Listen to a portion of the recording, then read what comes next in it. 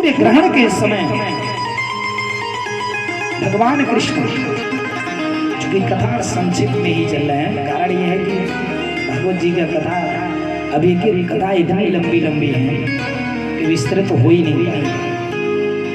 बोलिए कृष्ण भगवान की जय। सूर्य ग्रहण लगा, भगवान अपने परिवार के साथ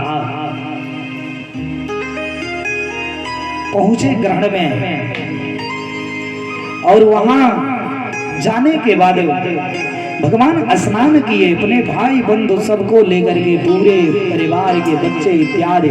और जब पता चला महाराज नंद बाबा को, यशोदा मैया को, कि कन्हैया ग्रहण क्षेत्र में आए हुए हैं, स्नान करने लोग सब लोग जुटे हैं वहां, दान पुण्य भगवान ने खूब किया वहां महाराज, तमाम दान पुण्य किए विधि पूर्वक। अब महाराज मैया, यशोदा, नंद बाबा सभी ग्वाल बाल वहां आए हैं, और आने के बाद सबने भगवान से मिला, भगवान को सीने से लगा करके मैया यशोदा खुशी से रो रहे हैं महाराज। सबसे मिले जुले आपस में एक परस्पर सबने भेंट किया, और भगवान ने सबकी विदाई की महाराज, सबका भगवान ने विदाई किया। बोलिए कृष्ण भगवान की जय। इसके बाद भगवान महाराज देवकी मैया ने एक बार कन्हैया से कहा, पुत्र, जो तुम्हारे 6 भाइयों को कंस ने मार डाला, मेरी इतनी उत्सुकता हो रही है मेरे हृदय के भीतर, अपने उन भाइयों को मुझसे अगर मिला सको बेटा, तो अपने भाइयों से मेरा एक बार मेरे पुत्रों से मिला दो, मेरा भेंट करवा दो ना। महाराज भगवान सूतल में राजा, सूतल लोक में राजा बलि के पास वो 6 लड़के थे। सूतल लोक से ला करके भगवान ने उन बच्चों को मैया देवकी के पास दिया। अब मैया देवकी उन बच्चों को लेकर के हो वात्सल्य, मात्र वात्सल्य छलका, मैया के स्तन से दूध टपकने लगा, बच्चों को लेकर के दुलार करने लगी, और कन्हैया को लाख लाख आशीर्वाद देवकी मैया ने दिया। महाराज देखिए, हरि अनंत हरि कथा अनंता, कहीं सुने बहुविधि सब संता। 2 ही लाइन की कथा, कोई 10 लाइन में कहता, कोई उसी पे 1 घंटा बोलता है, ठीक है। समय के अनुसार कथा लोग कहते हैं, सब विद्वानों का अलग अलग व्यवस्था है, अलग अलग मत है, जैसा जिसको समय मिलता उस अनुसार कथा कहता है। बोलिए कृष्ण भगवान की जय। महाराज मृत बालकों को ला करके देवकी मैया से मिलवाए भगवान। अब इसके बाद एक दिन संजोग से भगवान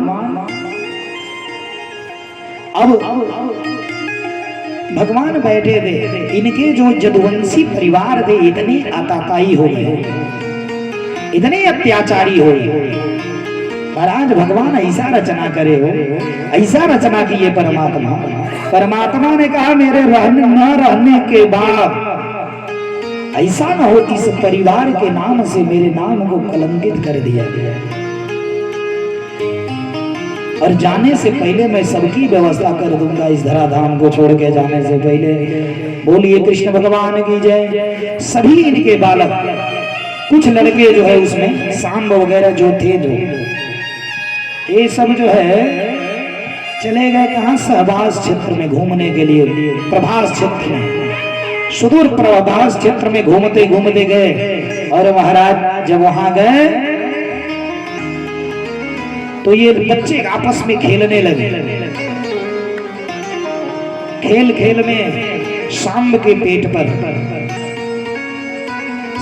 पेट पर कपड़ा बांध करके इन बच्चों ने इतना मजा किया महाराज। ऋषि से, दुर्वासा ऋषि वहीं पर बैठ कर पूजा अर्चन कर रहे थे। अब ये सब महाराज बच्चे खुरपाती करने लगे, काम क्या, इन सबों को ऐसा मजाक सुझा। महाराज जिंदगी जतन से राख अजियान ना करे के जिंदगी जतन से राखो, जियान ना करे के जिंदगी जतन से राखो, जियान ना करे के जिंदगी जतन से राखो, जियान ना करे के जिंदगी जतन से राखो, जतन से राखो, जियान ना करे के जिंदगी जतन से राखो, जिंदगी जतन से राखो, जियान ना करे के जिंदगी जतन से राखो, जकी से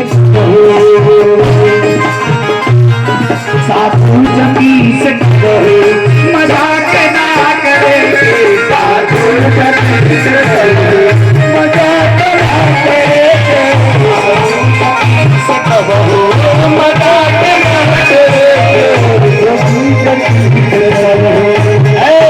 इतने नहीं कि अपने पड़ोसियन से, अपने पड़ोसियन से कब राह ना करे,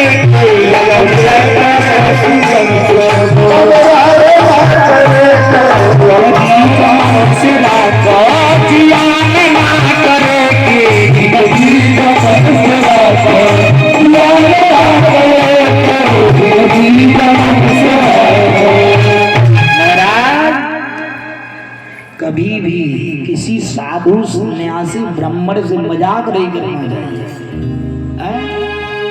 कोई साधु आ जाता दरवाजे पे तो कितने लोग, इतनी औरतें मजाक करने लगे। नहीं करना चाहिए महाराज। भगवान ना जाने किस भेष में आ जाएंगे हो। अब ऐसा तो नहीं है इस कलयुग में धनुष तीर लेकर के खड़े हो जाएंगे राम जी, चक्र सुदर्शन लेके कृष्ण जी आ जाएंगे, माई दुर्गा सिंह पे चढ़ के, ऐसा नहीं है। इतनी सामर्थ्य नहीं है हम लोगों में देखने का।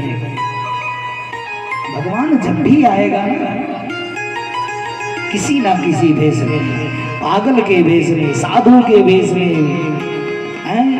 ब्राह्मण के भेष में, किसी भूखा दूखा के भेष में। इसलिए महाराज कभी मजाक नहीं करना चाहिए। आज मजाक करना ऋषि से इन भगवान के परिवार को कितना भारी पड़ा है, आज वो कथा के माध्यम से आप सुनेंगे। महाराज इतने नहीं, ये जिंदगी बहुत अनमोल है।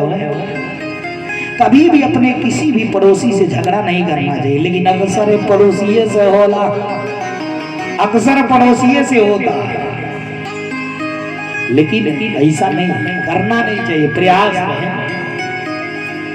लेकिन मानव की जीवन है वो तो कुछ न कुछ लगा रहा है। क्योंकि अगर आपके घर के बगल में आपका दुश्मन हो, आपके घर के बगल में आपका दुश्मन हो, तो आप अपने घर का ताला मत लगाइए, आजमा लीजिए। और घर को छोड़ के चले जाइए, कहीं दिन भर के लिए चले जाइए। एगो तिनका नहीं इधर से इधर होगा, मैं गारंटी कह रहा हूं, आजमा लीजिए। एगो तिनका नहीं इधर उधर होगा महाराज।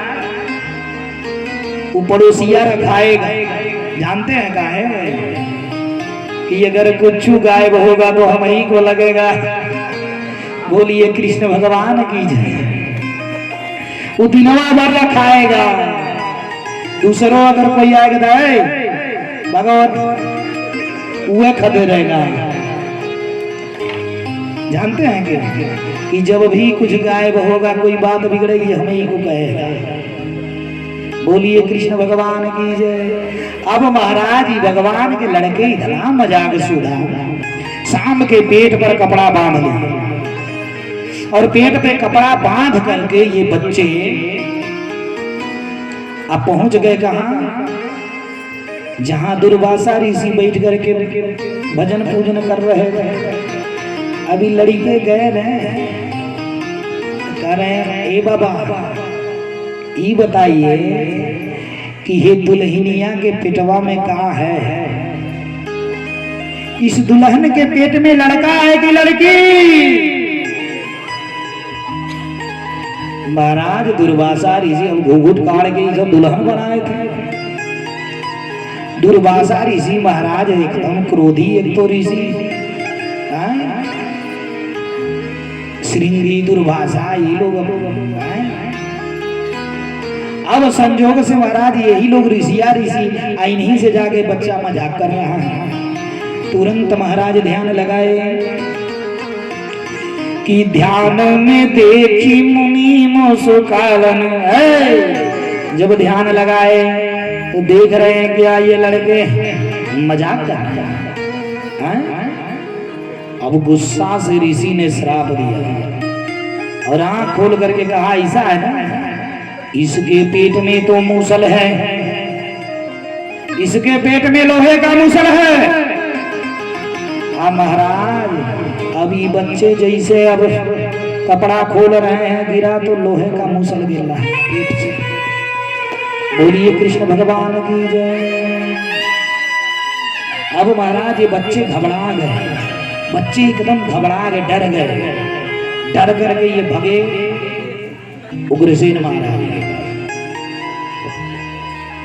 उग्रसेन महाराज के पास दौड़ करके बच्चे भगे और भगने के बाद ये बच्चे जो है जाकर के सब बात बतलाए। और जब सब बात बतलाए तो उग्रसेन महाराज इसे घिसवा करके उस लोहे का चूर्ण बनवा दिए बुरा दरा। ठीक है, अब थोड़ा सा उसका नोकिया बच गया। घिसते घिसते कोई भी चीज घिसी है तो थोड़ा सा बच जाएगा। अब वो बच गया नोकीला, वो एकदम चोक हो गया है। अब उसे ले जाकर उग्रसेन महाराज फेंकवा दिए उसे।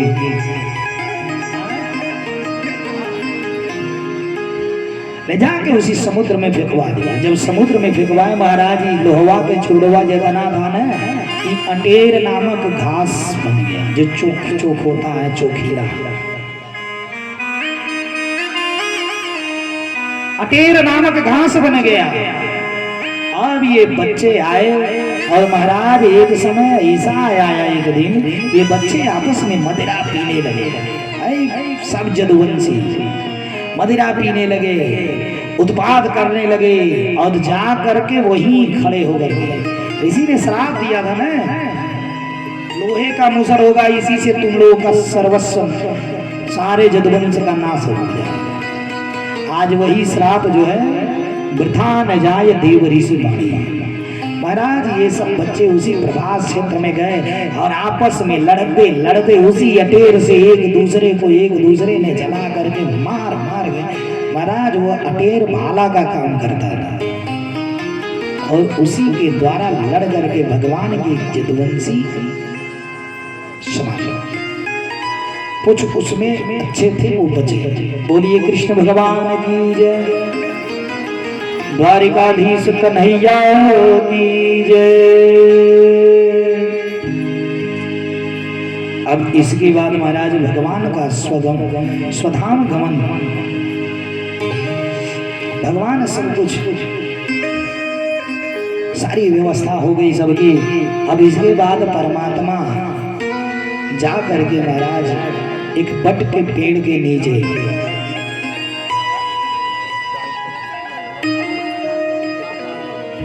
हाँ ध्यान दे बोलिए कृष्ण भगवान की जय। भगवान जाकर के एक बरगद के पेड़ के नीचे, बट वृक्ष के नीचे बैठ करके सोच रहे हैं। सब सोच विचार रहे हैं सारी चीजें। अब स्वधाम जाने का समय आ गया। महाराज जो ये किलवा फेंका गया था, ये किलवा पा गई एगो मछली निकल गई थी। जो चोख वाला भाग बना था, चोख वाला बचा था। अब महाराज उस कील को एक बहेलिए ने पा लिया, मछली को पका पाया, मछली के पेट से बहेलिया उसको पा गया। अब बहेलिया ने अपने तीर के नोक में उसको लगा लिया। तीर के नोक में बहेलिया ने उसे लगा लिया और भगवान उसी वृक्ष के नीचे सोच रहे हैं। और उनकी अंगूठा जो पैर का था ना वो चमक रहा था। पहेलिया को लगा किसी चिड़िया का आंख है, सुंदर चमक रहा। महाराज पहेलिया ने तीर मारा और जैसे तीर मारा वो तीर जाकर के भगवान के अंगूठे में जाकर के लगा और रक्त टपकने लगा। पहेलिया दौड़ते हुए जैसे पहुंचा, भगवान को देख करके पहेलिया हाथ जोड़ करके रोने लगा।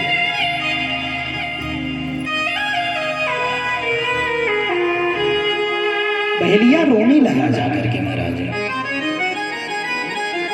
भगवान ने कहा तू रो मत, अरे कभी मैंने तुझे छिप करके मारा है और आज तूने मुझे छिप करके मारा, सो बदला पूरा हो गया।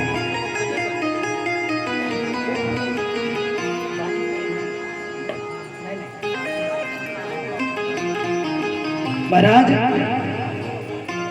वो पहेलिया जानते हैं, बाली था, पूर्व जन्म का बाली। भगवान ने भी उसे छिप करके मारा था ना, और भगवान वहीं से अंतर्ध्यान हो गए, स्वधाम चले गए, स्वधाम। बोलिए कृष्ण भगवान की जय, श्री बाल कृष्ण लाल की जय हो।